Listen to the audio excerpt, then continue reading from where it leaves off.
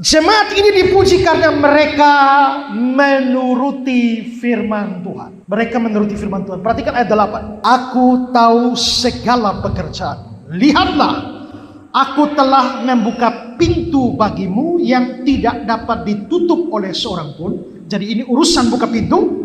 Baru kata-kata engkau menuruti firman-Ku. Berarti di sini jemaat Philadelphia ini mereka dipuji karena mereka menuruti firman. Dalam urusan apa? Dalam urusan pintu yang Tuhan buka. Nah, pertanyaannya sekarang adalah pintu apa yang Tuhan buka? Yang padanya jemaat ini itu menuruti firman Tuhan. Pintu apa? Ada banyak penafsiran soal pintu. Ada yang bicara soal pintu kerajaan sorga. Ada yang bicara soal pintu doa. Ada yang bicara soal pintu hidup yang kekal. Tapi menurut saya, tafsirannya harus sesuai dengan konteks dan latar belakang. Tadi saya singgung, kota Philadelphia itu adalah kota yang terkenal sebagai kota yang pintunya terbuka.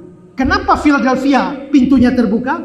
Supaya menyebarkan kebudayaan Yunani. Berarti pintu yang terbuka itu berhubungan dengan misi penyebaran Helenisme. Pintu yang terbuka itu berkaitan dengan misi penyebaran kebudayaan. Itu untuk kota Philadelphia. Tapi gereja Philadelphia, jikalau demikian artinya maka Tuhan berkata, aku buka pintu kepada kamu dan dalam hal ini kamu turuti firman-Ku. Pintu apa yang Tuhan buka? Karena ini berkaitan, Philadelphia terbuka pintu untuk penyebaran kebudayaan Yunani. Maka pintu yang Tuhan buat bagi gereja Philadelphia adalah pintu yang terbuka bagi penyebaran, tapi bukan kebudayaan Yunani, tapi penyebaran Injil, penyebaran berita Injil. Saya berikan komentar dari Eddie Vanches. Dia bilang, dibanding dengan misi Yunanisasi dan misi Romawi, kini Kristus memberikan kesempatan pada jemaat Philadelphia melakukan misi pekabaran Injil. Maka ketika Tuhan Yesus berkata, aku telah membuka pintu bagimu, pintu apa? Bukan pintu kerajaan sorga, bukan pintu hidup yang kekal, bukan pintu doa, tapi pintu pemberitaan Injil. Bahwa pemberitaan Injil itu dianggap sebagai pintu yang terbuka, itu ditunjukkan lewat banyak bagian firman Tuhan. Misalnya, Kolose 4 ayat 3, berdoa jugalah untuk kami, supaya Allah membuka pintu untuk pemberitaan kami. Allah buka pintu untuk pemberitaan kami. Pintu pemberitaan Injil. Kisah 14 ayat yang ke-27. Setibanya di situ, mereka memanggil jemaat berkumpul. Lalu mereka menceritakan segala sesuatu yang telah Allah lakukan dengan perantaraan mereka dan bahwa Dia telah membuka pintu bagi bangsa-bangsa lain kepada iman. Itu berarti berkaitan dengan pemberitaan Injil kepada bangsa lain. 2 Korintus 2 ayat 12. Ketika aku tiba di Troas untuk memberitakan Injil Kristus, aku dapati di sana bahwa Tuhan telah membuka jalan. Ayat ini bilang Tuhan telah membuka jalan dalam Alkitab Indonesia. Tapi kalau saudara lihat dalam terjemahan bahasa Inggris NIV, Lord had opened a door for me. Tuhan telah membuka sebuah pintu, bukan sebuah jalan, sebuah pintu bagiku. Lalu 1 Korintus 16 ayat 9, sebab di sini banyak kesempatan bagiku mengerjakan pekerjaan yang besar dan penting. Di dalam terjemahan NIV, because a great door for effective work. Sebab sebuah pintu yang besar untuk pekerjaan yang efektif telah terbuka bagiku.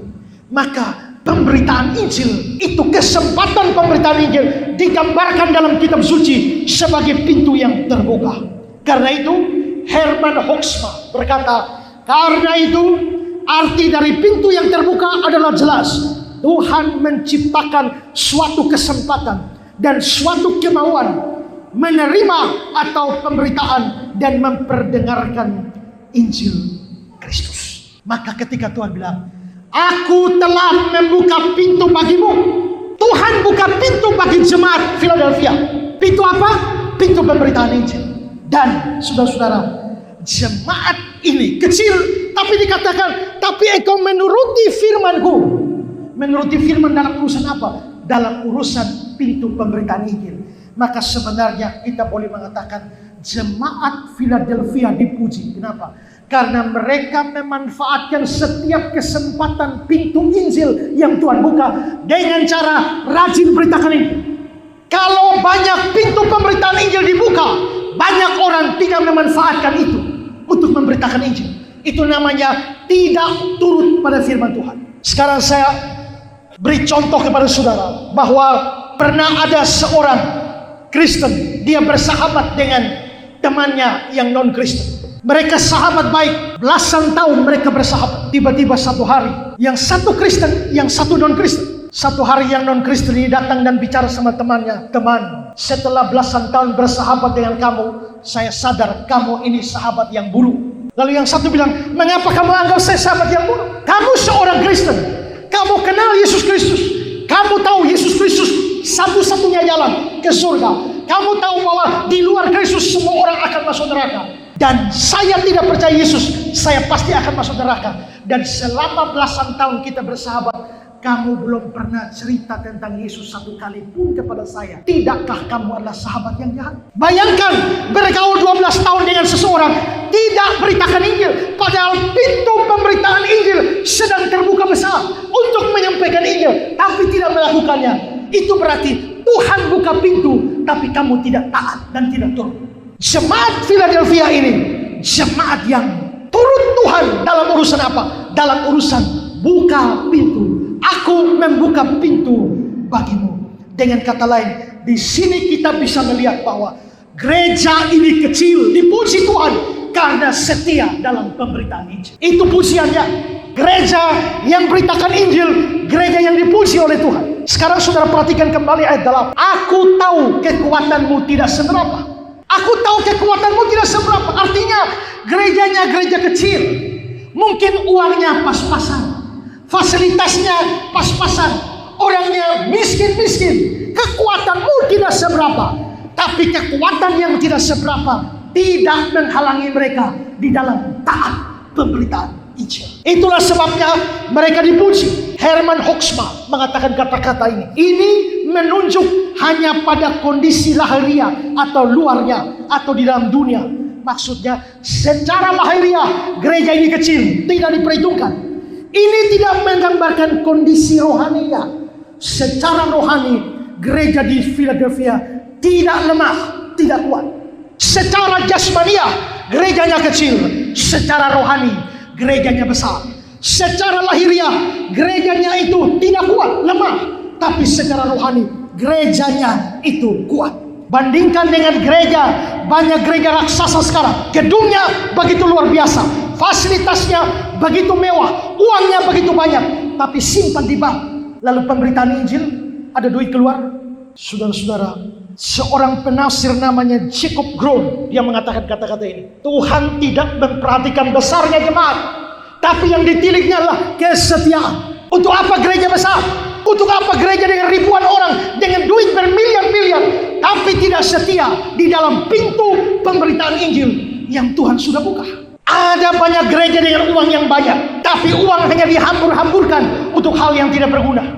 Seorang bercerita kepada saya bahwa gerejanya baru habis rapat majelis dan biaya makan untuk majelis 40 juta.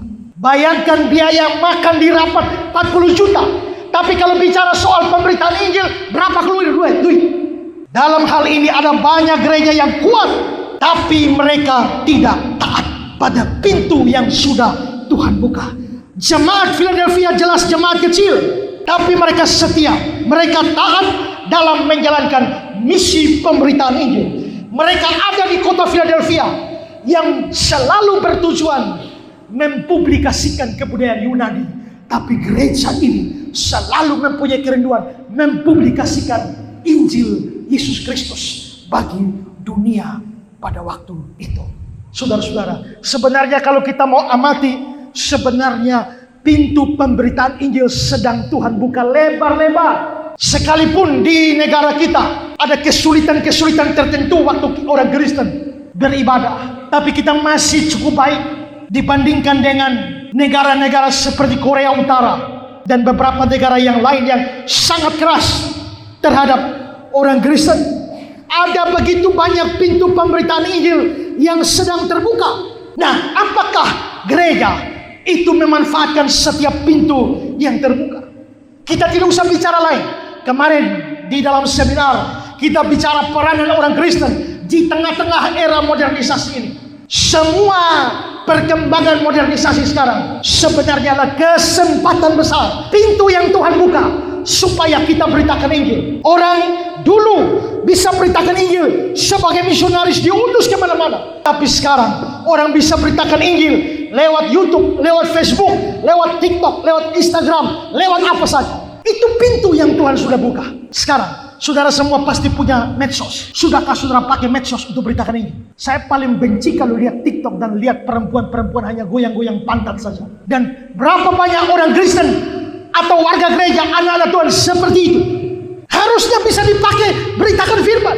Saudara mungkin tidak punya kemampuan ngomong Injil yang panjang lebar, tapi cukup share saja kan bisa. Status Facebook jangan dipakai untuk mencaci maki orang. Di medsos jangan pakai untuk memfitnah orang. Pakai beritakan firman. Saya baca status Facebook, ada orang yang pasang status, aduh mau beol, mau buang air besar. Saya pikir mau buang air besar saja kau pasang status. Terus kalau orang tahu kau mau buang air besar itu manfaatnya apa? Kita banyak bicara hal yang tidak berguna. Padahal medsos kita itu bisa dipakai beritakan Injil. Pintu pemberitaan Injil sedang terbuka. Saya sadar itu. Makanya saya pakai YouTube beritakan firman. Saya pakai Facebook, TikTok, Instagram. Saya pakai radio, saya pakai televisi, saya pakai film, saya pakai apa saja untuk beritakan Injil. Karena saya tahu pintu pemberitaan Injil sedang Tuhan buka. Karena itu saudara-saudara, gereja boleh kecil, tidak masalah kalau dia kecil dan lemah secara lahiriah. Tapi kita bisa belajar dari satu gereja kecil, Philadelphia, yang dipuji oleh Tuhan karena orang-orangnya setia di dalam pemberitaan Injil.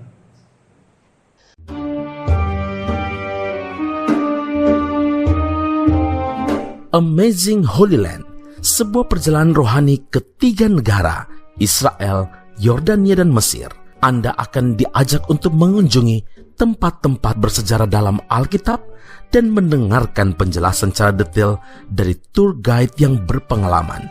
Dan tentunya yang teristimewa adalah aplikasi rohani yang Alkitabiah yang langsung akan dibimbing oleh Pendeta Ezra Alfred Soru dengan berkunjung ke berbagai tempat bersejarah selama 13 hari, 18 hingga 30 Juni 2023.